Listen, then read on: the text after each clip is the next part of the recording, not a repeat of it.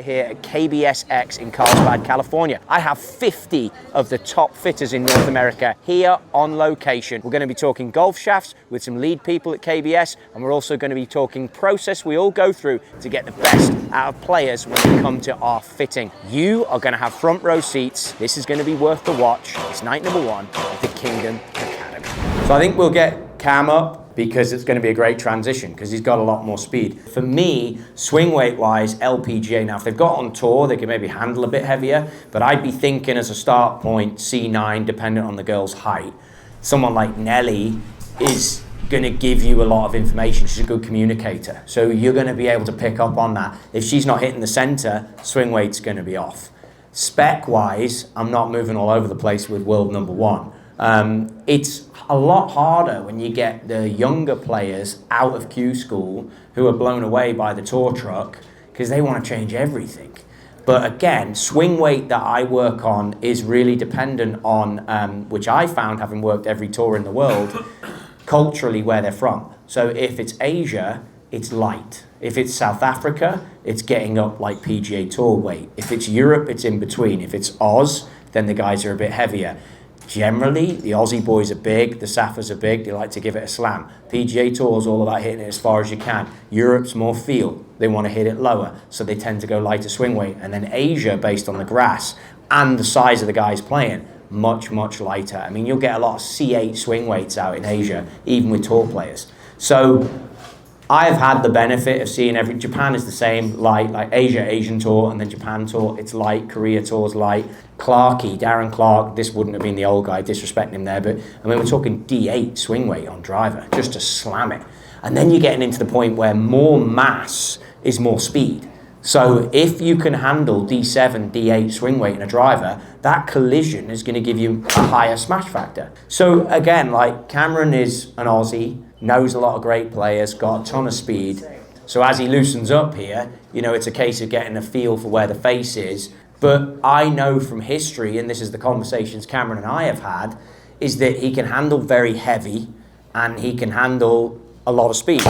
So you have to get control of the face to path because it can get very squirrely very quickly. So it's important for him that he has lots of weight. So this is V10 125. I think you play C-Table 130, right? No, I play V10 130 now. He plays V10 130. He's been back in. V10 wasn't out when I fit Cameron, that's what it was. So as you can see now, ball speed's gone up quite a bit. Launch has come down with the compression. It's a 7-iron, but it's the blade, which he plays. On that golf ball, I'd like to see a bit more spin. Face to path is cleaning up now, but it's still left, hence why we're getting the draw. But I mean, all in all, starting to find, for me, what we'd look at. It's also quite high, but this is TP5 golf ball. So apex is quite high if you're purely fitting indoors and living off that. But for my numbers, that was a better hit. Same speed, good launch. So I'll go half the loft on the blade for the launch. And I'm pretty happy, and that spin number would indicate for the draw. Someone turns up on tour, it's how far down the path are they with those clubs as well. So for example, like, again, Clarkey, if we talk about him, I'm not gonna change that guy's golf swing weight. And swing weight for me is everything. I know we keep coming back to it, but it's for a good reason, you know what I mean? And that guy's playing sledgehammers, and you can't get off of that. So this is now 130. Here's an example, we have this every time. The face to path is left, right? The grip is maybe not as thick as it needs to be. Left hand looks a little strong than what it normally is. All the other reasons we said, but more weight is helping out for sure. But you can't get too critical in a fitting situation with the numbers. In our general situation, too much information sometimes when you have doing that fitting. But using what we know now and how confident you are in swing weight, is there a base rule, like they're always on the toe, go lighter, or is it heavier? Like, do you have a kind of a, just looking at their strike location, saying, hey, this is a little off, would you immediately go one way or the other? So depending on the level of the player, obviously I'd look at shaft length for an entry-level player, and if it's a tall guy versus a short guy. Then where I've gone, and it's such a popular topic right now, but look, if someone's steep, they're probably going to live out the toe. The fortunate thing for me is I've spent so long working with great players that impact location it's not something you got to worry about. But what I've found myself doing is I've started to work more with influencers or work more with, there you go, that's why it was not working for you. What's happening here, Evan? Yeah, I said Evan's been drinking when he did that one. You can have this back to the 125 if you want to hit any more.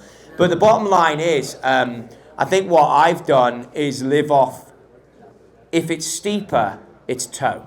So if the play is steeper, and then I have to make a conscious decision, which I'm in a very, well, sometimes I'm in a fortunate position because I've got the reputation, so I can start to teach that individual living off face to path and club path and swing direction. If I'm making a YouTube video, I need to get results pretty quickly. So you guys are obviously going to get tour aims, I think, either tonight or tomorrow. I'll often lay that down so that me and the individual are on the same page. And then I'll try and clean up the strike depending on how long I have with the video or depending how well I know the player. And I'll actually go there with a lesson that will work on how steep are you, because I think steep and toe strike live together. And you wouldn't change swing weight if you had everything else perfect. Is there a way you would go with swing weight specifically or not? I wouldn't, if someone's not hitting the center, I'm going heavier for me, because I don't think they can feel it. Doesn't matter whether heel or toe? If I think, no. But if I think that it's right, I'm going 1 or 2 swing weights heavier, especially if I've got a decent player. Like in this scenario, I'd be checking swing weight here because he's in the slightly lighter one and he's turning it over, so I could make this lighter, couldn't I? Which then, remember, I told you old school would make the frequency a bit different. I could go there with this. That might be where I'd go. And I'd be removing numbers quickly. I don't want him seeing that, you know what I mean? That's what I would do here. Left. Yeah, exactly. But the thing is, he's saying all left, but hasn't everything been consistent? Everything's been 2.5 to 3.5 face to path, and the path has been pretty good. So you can tell you're dealing with a good player. It's the fit that isn't quite perfect, basically. So we're going to finish off with Bailey. Used to work with Greg Manley. Bailey, if it's not here, he's coming. I'm told this guy's deviant and we've got to see him hit some golf balls. I'm told it's interesting. What can I expect here? Why have you been singled out as, I need to take a look at you, other than the fact that you're Greg's mate? Give us some insight that we can maybe pick up quickly and pick you a shaft here quickly with TK and I and get this done in very few golf shots. Sure. Yeah, so Greg probably singled me out because Greg dislikes me because I work for him. But yeah, so mainly I come over the top a little bit, so I usually fight a two-way miss, but it's been a little bit better. Okay, so face to path is something we've got to watch out for. Yeah. Face. So we'll start on this. Is this standard? What are we on, Evan? What spec is standard? And it's that 125 V10. It's probably going to be too heavy, but let's give you a chance to loosen up and go for it. Is it a blade as well? Yeah, and it's way upright. So you got something flatter and a bit softer. So 7-iron, but it's a blade. Obviously, I wouldn't dive into this, but we got everyone here. Said he's over the top, correct. But you, at this stage, what I've got to gauge, in a fitting scenario, you just need to change lie angle to get holding that face to that path, right, and start hitting little cuts. That's the win. Now for you guys, who are going to spend a lot more time with this student because they are members at the golf club and whatnot, obviously, here's an opportunity to work on that path if you want to. Already, it's changing as the guy gets looser. Obviously, we put him on the spot here. It's not the easiest wearing a red glove, which means you've got to be a gamer. But we're at 83 on the speed, consistent, 111, and these clubs are too upright for him. So you think if you change the lie angle, I'm interested to know, actually, here's a question for me. Does anyone fit off this? Yes. And talk to me about that. What do you see? How much do you live off that? If you can get that within 1 or 2 degrees, at least that club is coming in pretty level through the ball, and that way, now again, obviously his path and face are both left. He's going to miss that left. So 1 or 2, within 1 or 2, you're taking 1 or 2 up from what you set it, I assume, based on, but you must get very few golfers that can lower the handle versus. Correct. Yeah, I've never used that much. I'm a big divot reader. So obviously indoors, I would rely on that much more. And I've been interested to look at that recently. If I was working with you, seeing that dynamic lie now, I think these clubs look really upright when he sets up to it. I would talk about through the ball, where he's going to go. I mean, your fit is pretty much done. What shaft is this, Evan? 110, that's where I was going to go. Obviously now it's 770 or 790. So the spin has dropped massively because of that. That norm that you want to see, you can't see anymore. But if he gets the face to path slightly more open, he'll get his spin up. So I'm having conversations now about what do we want to do tendency in the future, because I think that 110 is the way to go based on the speed, based on the feel. Obviously, I'm going to ask the player if he likes it and get his input. It's his fitting too. Decent player, he needs a bit more spin. So you can then weaken the lofts if you want, or it brings the 770 into play. Absolutely, I'd consider that. But it's got to be a conversation for me about with an amateur or a decent pro that doesn't play all the time. Like, that's getting closer. And I think that I would bring 770 into this now, to be honest. And that dynamic lie has tidied itself up a little bit as well. You got a 770? Perfect. What do you think of that club? You like that shaft? Yeah, it feels way better than that shaft for sure. Than the 125? Yes. What you started with? Yeah. Just easier to work, right? Easier to hit. Yeah. What is, just question for you guys, what's your opinion on weight versus having SX and TX? Do you like weight, or do you rather, you like weight? So from a fitter's point of view, the weight makes sense. And my questions there about frequency make sense with weight. So here you go. I mean, I like that Bailey hasn't hit another shot, and I'm fine. I'm liking that. Do you like that shot? Yeah, that was much more normal than what I'm playing now. So this is more along the lines of what he has. But if I look at this now, dynamic lie, height is good, path and face to path. Obviously, you know I'm a big face to path guy. And then that gives me the 6-2 spin. So from a fitting point of view, I would probably live here.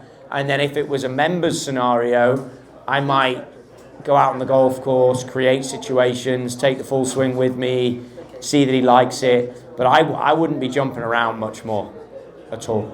I'm a big fan of people, if I'm seeing them again, I'm a big fan, if I get to make the decision, because this is for you, Q, then I'm a big fan of people playing clubs that are flatter than what they need. Because I think most of us early extend, high handle. And I think the best players I've worked with maintain posture, low handle. So if I can have someone like Q, who I point out, that I can work with them longer than just an hour, meaning I've got a relationship when I see them, I'll get them in flat, and that's what I would do here. If I was spending more time, I'd be like, that's probably a 60-61 lie angle because it's got that fixture on it. But I mean, I would throw in a thing here where I could flatten it off, and that'd be where I'd go. Just to try and make it aesthetically look better, and I think the flatter it is, the more you can hold your angle, you can keep the face more controlled. I mean, we've gone pretty consistent -6. A win would be if you were consistent -4, and then consistent with the face to path slightly open and hitting little fades. But we're there, you know what I mean? In a tough situation with 45 people watching him hit balls and wearing a red glove, he's done well. But I hand you guys over to Rhett, and thank you for everything, guys. Thanks, everyone. That concludes the Kingdom Academy training for these lead fitters. Hopefully you learned a lot that can help your game too. If you want to know more, be sure to subscribe and get into the channel. There are tons of videos about making sure you as players have the right equipment for your game. If you've got any questions, as always, dive into the comments. You know I'll hit you back up.